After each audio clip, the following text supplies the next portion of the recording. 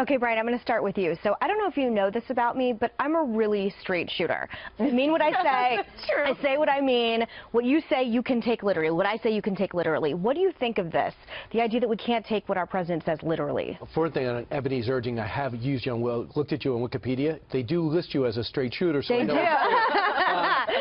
What I think is, too, is, number one, on the many things about Donald Trump, you could say, never been done before, out of the ordinary, an anomaly. He looks at it another way. Devin Nunes made more sense and done more good for Donald Trump than I think almost anyone in the Trump organization by using his credibility there to define it. Now, for Donald Trump at 6 o'clock in the morning to come out and say that is huge. In the history of the country, to talk about a past president like that, even though we've had intramural fights before, is significant.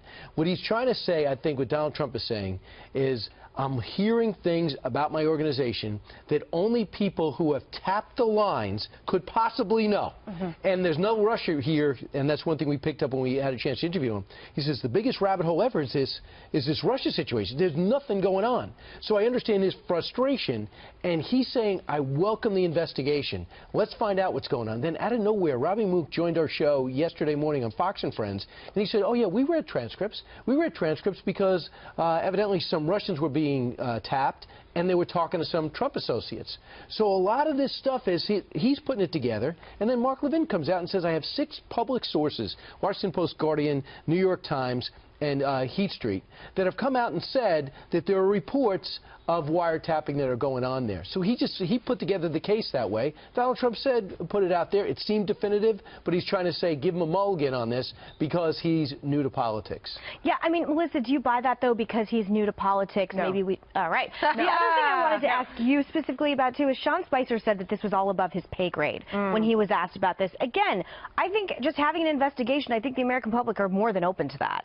Absolutely, but I think that we're all falling for the Donald Trump trick again, where he throws a Molotov cocktail in one direction, everybody goes running after the explosion, and he's moved on and he's off doing something else.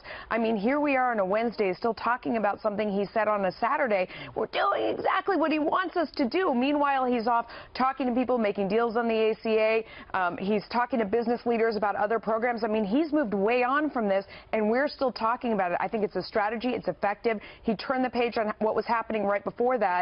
Who's still talking about what was happening right before that? That was Jeff Sessions. But based on everything you just said, Kilmeade, do you think that he should have let on a little bit more to what led him to that conclusion and led to that tweet on Saturday? Should he let us know what he knows? I'll give you this.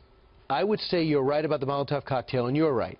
He should go ahead and tweet at 6 o'clock in the morning to change subjects, but do it as a question.